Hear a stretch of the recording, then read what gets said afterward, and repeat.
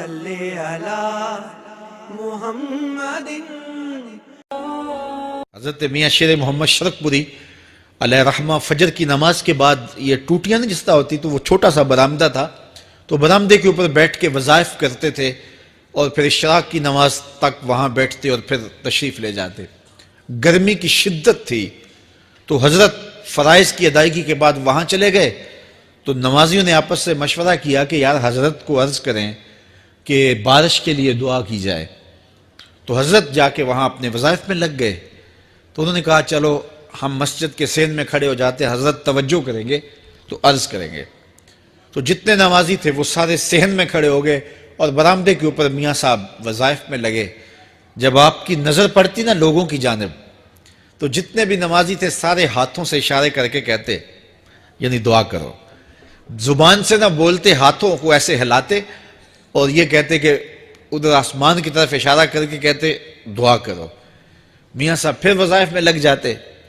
پھر جب میاں صاحب کی آنکھ اٹھتی نا تو یہ سارے ہاتھ اٹھاتے اور آسمان کی طرف ہاتھ اٹھا کہتے. میاں صاحب پھر وظائف میں لگ جاتے. جب 2-3 مرتبہ ایسا ہوا نا تو میاں صاحب کی ہنسی نکل گئی اور ایسے آسمان کی طرف دیکھ کے کہا چل ہن پا دے. کہتے ہیں بس یہ بات کہنے کی دیر تھی کہ چھم چھم می برسنے لگا. تو جب کوئی حضور کا ہو جاتا ہے تو رب اس کو اپنا محبوب بنا لیتا ہے. تو حضور کی محبت خدا کی محبوبیت کا ذریعہ ہے. اس لیے ہمیں حضور کا پیار اپنی روحوں میں موجزن کرنا ہے, حضور کی محبت اپنی روحوں میں اتارنی ہے, اور محبت اپنے تمام تر تقاضوں کے ساتھ جب روح پذیر ہوگی تو پھر ہمارا انداز زندگی بھی سنور جائے گا, ہماری آخرت بھی سنور جائے گی. محبت کے من جملہ تقاضوں میں سے سب سے بڑا تقاضا محبوب کی اطاعت ہے کہ بندہ جس سے پیار کرتا ہے اس کی بات مانتا ہے. یہ ہے دعوی محبت کا ثبوت, اس کی دلیل. اور حضور کے صحابہ کی زندگیاں دیکھیے کہ انہوں نے حضور علیہ السلام کے ساتھ کیسے پیار کیا. حضور کی محبت میں اپنی عادتوں کو بدل دیا. حالانکہ عادتیں نہیں بدلی جاتی. 2 سکے بھائی ہوں, رشتہ کتنا گوڑا ہے, اور ایک گھر میں پرورش پائی ہے, ایک گود میں پلے ہیں, ایک باپ کے گہوارہ تربیت میں رہے ہیں, لیکن طبائع میں اختلاف یہ ایک فطری بات ہوتی ہے. ہمارے پاس لوگ آتے ہیں 2 سکے بھائی ہوتے ہیں, ایک کی طبیعت ادھر کو جا رہی ہوتی ہے, دوسرے کا مزاج ادھر کو جا رہا ہوتا ہے. ایک سخت نرم مزاج ہوتا ہے اور دوسرے کی آنکھوں سے انگارے پھوٹ رہے ہوتے ہیں. ایک معاف کر دینے والا ہوتا ہے, ایک سخت غصیلا ہوتا ہے. ایک کی طبیعت کے اندر تلخی کی چنگاریاں ہوتی ہیں اور ایک کی طبیعت کے اندر نرمی کے پھول ہوتے ہیں. آپ نے بھی دیکھا ہوگا. تو یہ ایسا ہوتا ہے. اب اسی طرح کھانے پینے کی چیزوں میں طبائع کا اختلاف یہ فطری بات ہے. ایک کو ایک چیز پسند ہوتی ہے, دوسرے کو وہ چیز پسند نہیں ہوتی ہے. بعض اوقات ماں کو مسئلہ ہوتا ہے کہ یہ چیز اگر میں تیار کرتی ہوں تو میرا دوسرا بیٹا نہیں کھاتا, تو اس کے لیے بعد سے الگ سے کوئی چیز تیار کرنی پڑتی ہے کہ اس کی ڈیمانڈ یہ ہے اور میرے اس بیٹے کی ڈیمانڈ یہ ہے. مائیں مزاج سمجھتی ہیں. ایک آغوش میں پرورش پانے کے باوجود خون ایک ہے, گہوارہ تربیت ایک ہے, دودھ ایک ہے, لیکن طبیعتوں کے اندر اختلاف پایا جا رہا ہے. لیکن صحابہ کی زندگیاں دیکھیے, انہوں نے اپنی طبیعتیں بھی حضور کی طبیعت کے سانچے میں ڈھال دی. حضرت انس بن مالک کو کسی نے دیکھا کہ وہ شوربے سے کدو کے ٹکڑے نکال نکال کے کھا رہے ہیں, تو کہا یہ کیا کر رہے ہو؟ کہا میں نے ایک دن حضور کو یوں کرتے ہوئے دیکھا تھا. تو طبائع کا اختلاف یہ ایک فطری اختلاف ہوتا ہے, لیکن صحابہ نے اس کو بھی چھوڑا اور حضور کی محبت کے سانچے میں ڈال دیا. پھر اس چیز کا انتظار نہیں کیا کہ حضور کا فرمان کیا ہے, حضور کی چاہت پہ اپنے مزاج کو بدلا.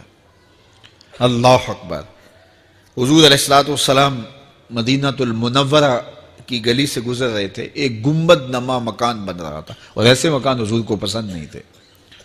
تو آقا کریم علیہ السلام نے پوچھا یہ مکان کس کا ہے؟ کہا فلاں انصاری کا ہے. حضور گزر گئے, چہرے پہ تھوڑے سے ناگواری آثار حویدہ ہوئے. کسی نے اس صحابی کو بتا دیا کہ حضور گزرے تھے, تیرے مکان کو دیکھا, شاید پسند نہیں آیا. 2-4 دن کے بعد حضور دوبارہ گزرے دیکھا کہ وہاں ملبے کا ڈھیر پڑا ہوا تھا. فرمایا اس صحابی کو بلایا گیا. کہا میں پرسوں ترسوں گزرا تھا, تیرا مکان دیکھا تھا, یہ کیا ہوا؟ عرض کی میں نے گرا دیا ہے. فرمایا کیوں؟ عرض کی سنا تھا آپ کو پسند نہیں, سنا تھا آپ کو پسند نہیں.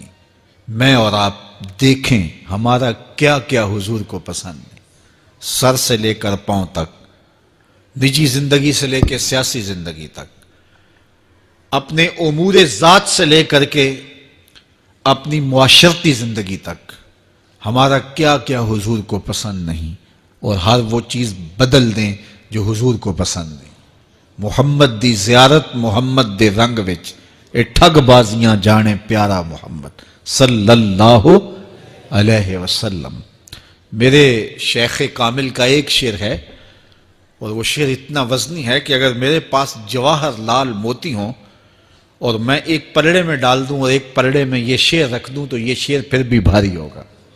یاری لا تو پاک نبی سنگ, اے پر پوری یاری, پھر درود قبول ہے تیرا لکھ نہ لوں ایک واری.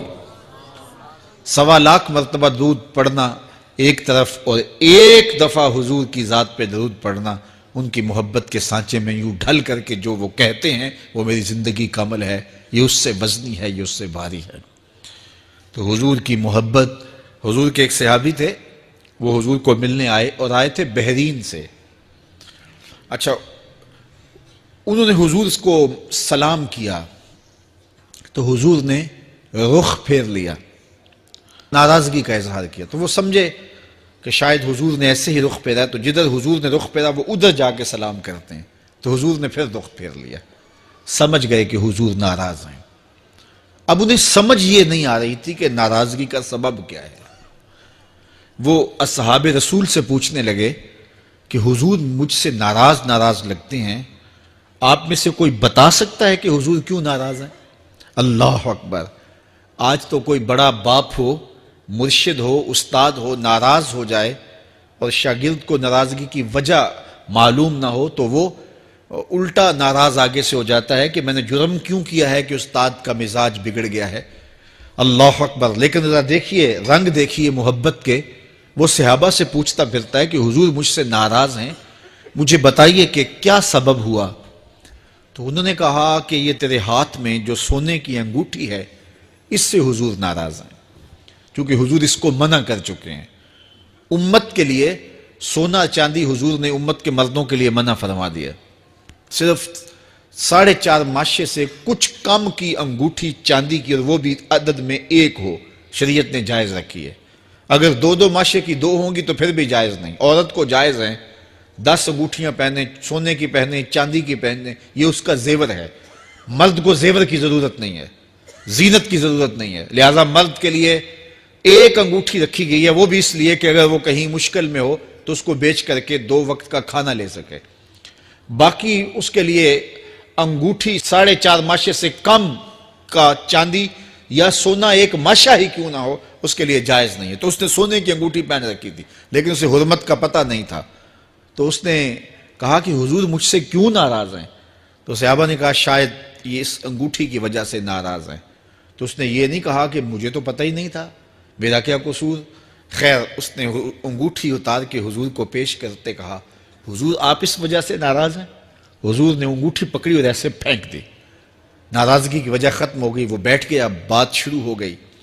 اللہ اکبر. جب سلسلہ کلام ہوتا رہا, جب مجلس برخاست ہوئی, لوگ اٹھ کے گھروں میں جانے لگے, وہ بھی اٹھا اور الٹے پاؤں سے پیچھے چلا. تو کسی نے اس کو کہا وہ انگوٹھی تو اٹھا لو, سونے کی انگوٹھی ہے, قیمتی ہے, چلو تمہارے لیے پہننا جائز نہیں, تمہاری بیوی کے لیے تو جائز ہے. تو اس نے کیا جواب دیا سنیے. اس نے کہا واللہ لا آخذہ وقد طرحہ رسول اللہ صلی اللہ علیہ وسلم, اللہ کی قسم میں اس انگوٹھی کو کبھی بھی نہیں اٹھاؤں گا جس کو میرے حضور نے پھینک دیا ہے. تو یہ تھی ان کی محبت, یہ تھا ان کا انداز. تو آئیے میں اور آپ حضور سے اگر محبت کرتے ہیں تو حضور علیہ السلام کا طرز زندگی, حضور کا انداز معاشرت اختیار کریں. کثرت کے ساتھ مائیں بہنیں بیٹیاں بھی موجود ہیں, وہ بھی اپنی اولادوں کی تربیت اس نہج سے کریں کہ وہ حضور کی سنت حضور کی سیرت اور حضور کی اتباع کے سانچے میں ڈھل جائیں۔ زندگی کا مقصد ہی یہی ہے۔ آئے، بڑے ہوئے، جوان ہوئے، بوڑھے ہوئے، چلے گئے، ہم سے پہلے بھی چلے گئے، ہم بھی چلے جائیں گے، بعد میں آنے والے بھی چلے جائیں گے، لیکن حقیقی کامیابی اس کو نصیب ہوئی جس نے اس دنیا پہ آ کے دنیا کی زندگی کے مقصد کو سمجھا۔ ہم آئے کیوں تھے؟ زندگی کس لیے ہمیں دی گئی تھی؟ اکبر الہ آبادی نے کیا ستھری تنقید کی تھی، کیا بتائیں احباب، کیا کارنمایاں کر گئے، بی اے کیا، نوکر ہوئے، پینشن ملی اور مر گئے۔ یہ کوئی کام نہیں ہے، ہماری زندگی کا کوئی مقصد ہے جس لیے ہم انسان ہیں، اشرف المخلوقات ہیں۔ دیکھیے گدھا سارا دن بوجھ اٹھاتا ہے، اللہ اکبر۔ میرے صاحب نے ایک گدھے سے بھی ایک موازنہ کیا ہے کہ سارا دن جو ہے وہ بوجھ اٹھائے اور کام کرے اور پھر مالک اس کو غذا بھی نہ دے، وہ جا کے روڑیوں سے اور باہر سے جا کے چر کے پھر آ کے کام مالک کا کرے، مالک اس کو دے بھی نہ اور وہ باہر سے کھا کے آئے اور کام مالک کا کرے۔ تو اگر بندہ ہو کے، انسان ہو کے اگر نہ کرے تو میرے حضور نے ایک لمبی ربائی ہے، اس میں آخر میں لکھتے ہیں تو چنگا یعقوب یا کھوتا تینوں شرم نہ آوے، کہ اگر وہ ایک گدھا بھی کام کرے، اپنی پیٹھ پہ بوجھ لا دے اور تو اپنے مالک کے لیے کچھ نہ کرے، اور ساری نعمتیں مالک نے تجھے دی ہیں اور عزتیں اور آبرویں تیرے نام کی ہیں اور تو اس کا حق ہی ادا نہ کرے، تو پھر کس طرح تیرے سے؟ تو پھر اولئک کل انعام بل ہم اضل، فرمایا تو چوپایا ہے بلکہ چوپایوں سے بھی بدتر ہے۔ تو میں اور آپ اپنے آپ کو انسان ثابت کریں، آج موقع ہے۔ سے ثابت نے اجے حواس تیرے، سے ثابت نے اجے حواس تیرے، کر لے نیکیاں رج کے تو، اڑیا رب رسول کیوں پل بیٹھوں، آ رب رسول ول پج کے تو، آئی موت ایتھے رہسن کم تیرے، آئی موت ایتھے رہسن کم تیرے، نیکیاں کر لے بھج کے تو، کی آکھ سن لوگ یعقوب تینوں، جب ٹر پیوں سر منہ کج کے تو۔